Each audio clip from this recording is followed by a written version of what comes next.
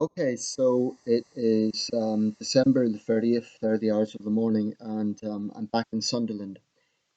I hope the sound quality on this one is okay because I intend this not to be a film review of one film, but of a number of films of a well-known adaptation of, of a well-known publication, the novelette Christmas Carol.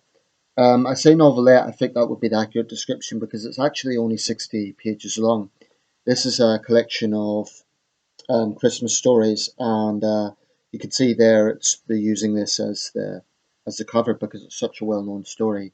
There we have Ebenezer Scrooge and the Ghost of Jacob Marley.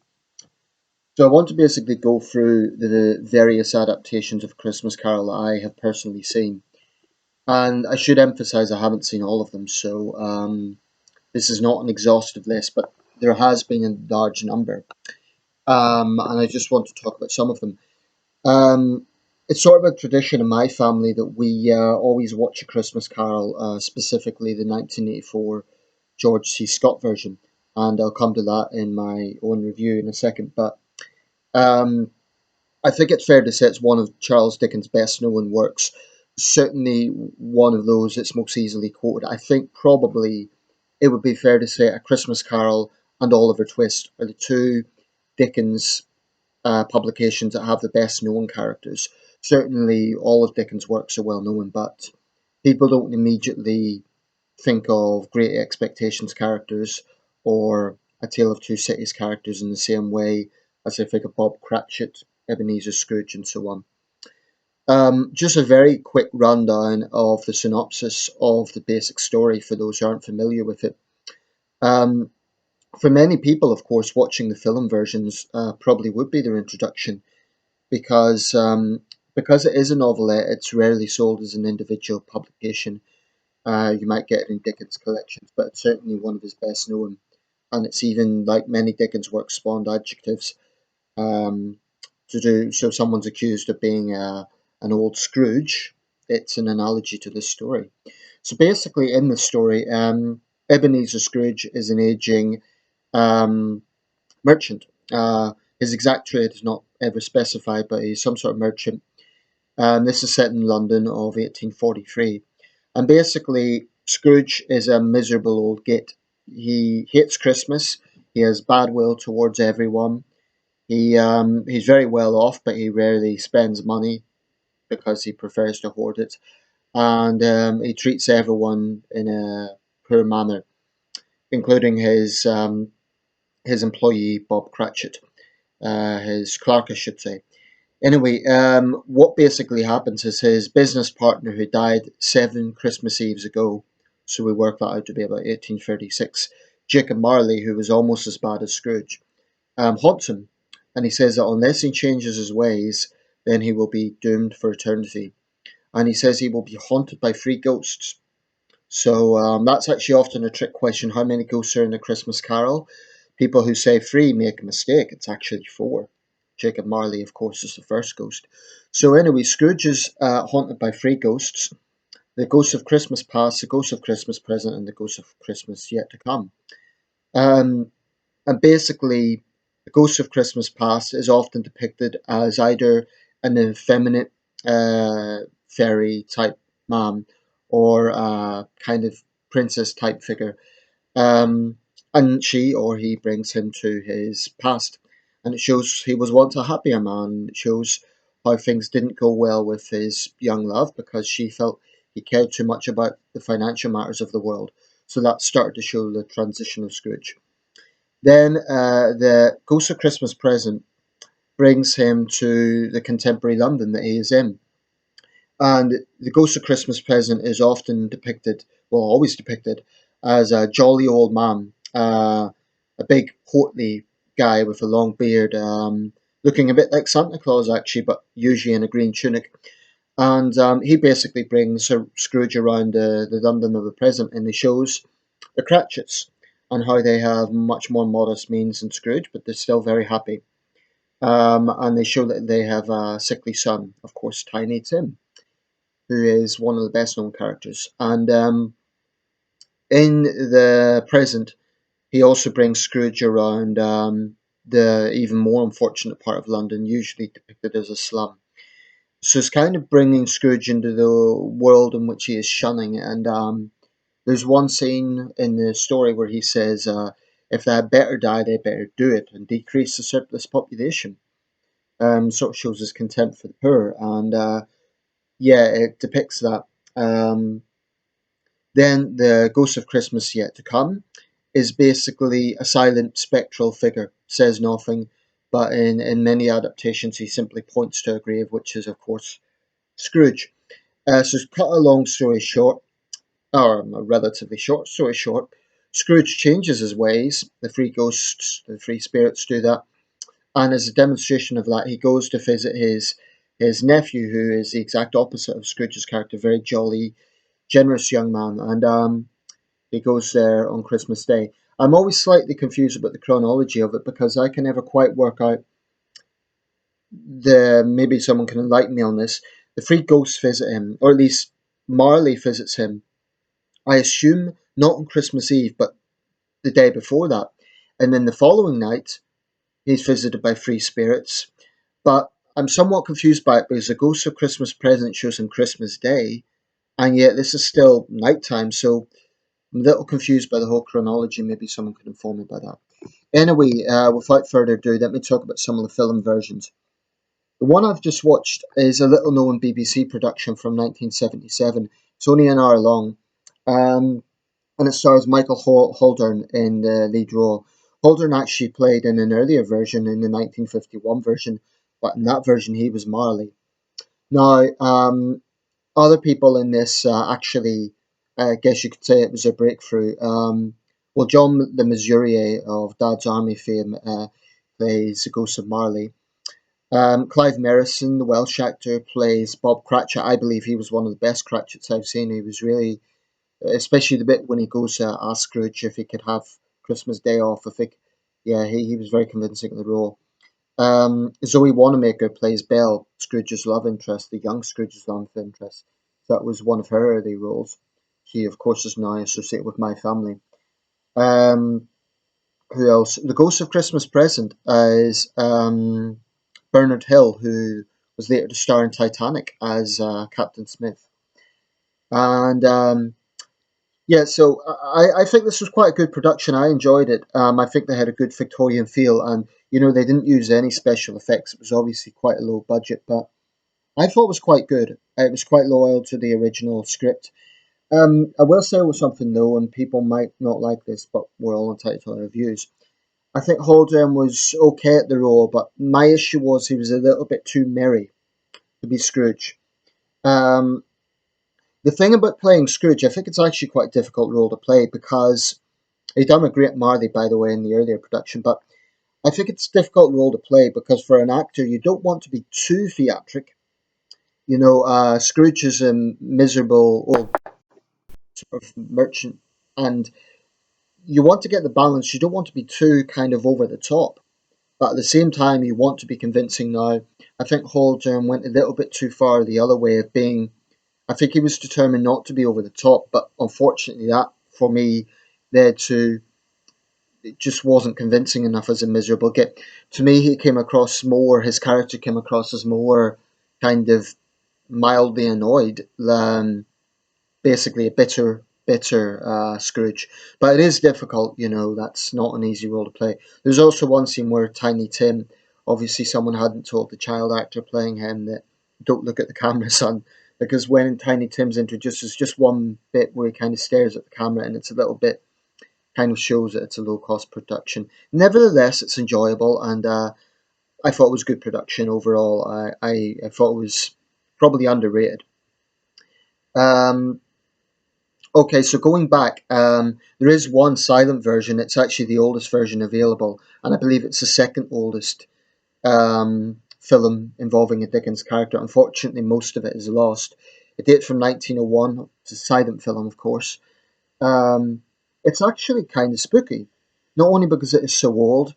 We're talking only 30 years after Charles Dickens himself died, but it's it's very basic. It's very theatrical. The Ghost of Marley is in a sheet, and it's It's only about 3.5 minutes of footage surviving, but it's worth checking out. It's on YouTube. There's another 1908 version, also very old. Going a bit further ahead, 1951. Now, the 1951 Alistair Sim version, people have spoken about this for a long time, and I'd only ever seen bits of it. So I thought, okay, when I was up in Kirkuk, I decided to watch the whole version. And I did. And I have to say, it was very, very good. I can understand why people often praise this version. I think Alistair Sim was really, really good at that. He really put forward the miserable old git aspect. And he managed to be dramatic without being too theatrical. So I thought he was one of the best Scrooges I've seen. Yeah, that's a version I'll go back to. I thought was very good. Because very often with A Christmas Carol, it's a case of watching it and then watching it again. Sometimes some of these versions you might watch it and think, not be sure, but then the second time around it's better. So yeah, I can understand the 1951 version being highly acclaimed. I like one bit where the character of Scrooge actually shows that he doesn't even care when Marley is dying. So I think that's very well done. Then going further ahead, I've mentioned the 1977 BBC production I've just watched. 1984. Now, this is a version my family often watches. It's my father's favourite version. It's not my favourite version, although it has aspects that are good. I mean, every adaptation has their own little take on it that, and most of them have some aspect that is praiseworthy.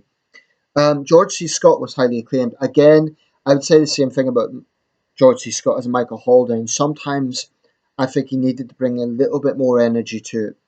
And this is not meant to be disrespectful. They're both fine actors, but um, another thing about the George C. Scott version was there was bits that were too kind of quality street boxes. What I mean by that is Angela Pleasance as Cratchit's wife. It was a little bit too.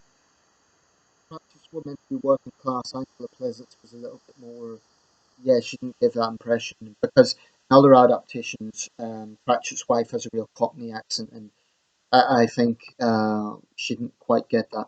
I think it was Angela Pleasant's done that role. My mistake if I misquote any character here. But overall, it was a good version. The Marley was good at that. My little sister used to be terrified of that Marley. So overall, it was good. It's my father's favorite, and the thing is, my father always likes to play the old Scrooge role. Because my father doesn't like the material side of Christmas, and he always puts on a Scrooge hat just for the fun of it. But yeah, it's a not bad version. Then I'm only talking, by the way, about the versions I've seen. It's either 1997 or 1999. I can't remember. Patrick Stewart version. Now, I thought this was pretty good. This was, I feel, one of the better versions, um, and I thought it was very watchable. Um, there's one scene I like where the Ghost of Christmas Present actually brings Scrooge. He shows him a sort of a sailing ship, a French sailing ship, and the sailors being alone at Christmas. Then a Welsh mining village again. So sort of showing him that not everyone has it so easy in life. I thought that was a good version. Just before I continue, there's one I forgot, 1970, the musical version. Now I have to admit, I'm not a massive fan of musicals. I think they can, they're not to everyone's taste. And there were some points in the 70 version that I thought was a bit like I just couldn't get into the musical aspect of it, although the songs were good. Um, Albert Finney as Scrooge, I thought he was excellent. I thought he really done the role very well. There's also, like I say, many aspects of that. I think Alec Guinness portrayed Marley. I don't know if he played the ghost, but he at the end there's a scene where he actually drags Scrooge down to hell, and Scrooge has his own cell and everything. I like that, even though it's not in the original. It's well done. Um, The only thing that was a bit pushing it in the 70 version was there's a scene where Scrooge dresses up as Father Christmas in the whole red tunic and so on. That's a little bit unrealistic because A Christmas Carol was published in 1843, and that popular image of Santa in a red outfit is really a 20th century thing that Coca Cola popularized. Otherwise, it's an enjoyable version. Um, Talking of being loyal to the script, I should say the 1984 version is probably the most loyal to the original Dickens.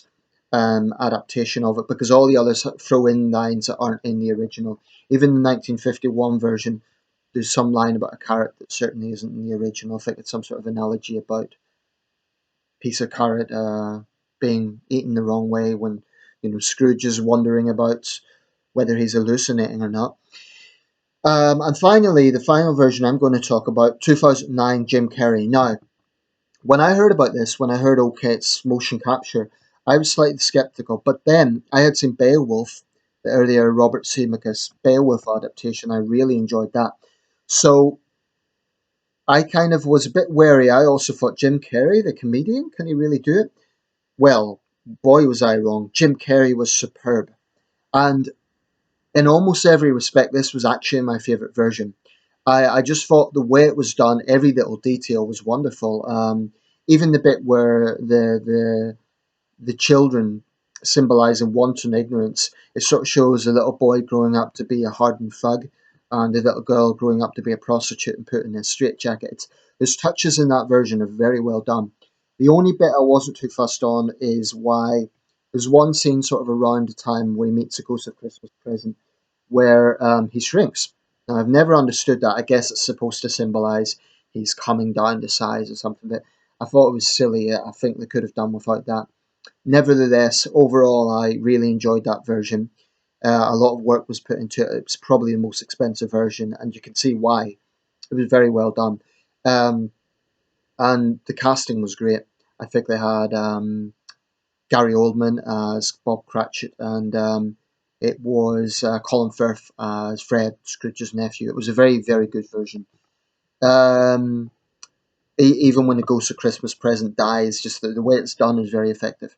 So yeah, that's my rundown. If I had to say my favourites, in retrospect, probably the 1951 version and the 2009 version. But all the others I would give some credit to in various respects because they all offer something. And it's a difficult role to play Scrooge, so my hat's off to any actor that takes it. And the final word, I know there are other versions. The only reason I'm not commenting is simply because I haven't seen them. I know a lot of people like the 1990 Muppets version. Now, um, as my sister-in-law said, because she's a big fan of that one, I think that's one you need to sort of see as a child to be able to appreciate it. If I watched it now, I probably just couldn't get into it because they're Muppets. They're not. And if you see the live action versions, like the people playing the roles, it's going to have a different impact. But I think it's one of those things you need to see it as a child to be able to adapt to it. The first one I saw was the George C. Scott version. That's the one my family always went for. So no doubt there's many others. I know there were several more done in the 30s and in the 50s. I'll go watch some of those and maybe make another video like this next year. But there you go. If you haven't checked out any of them, pick your pick. Um, if I had to recommend one for a first time Christmas Carol viewer, it probably would be the 1984 version, simply because that is most loyal to the original script, to the original writing, I should say. But there you have it. That is my rundown of all the Christmas carols I've seen. Do comment, let me know what your favorite version is and why. And thank you for watching. And God bless us, everyone.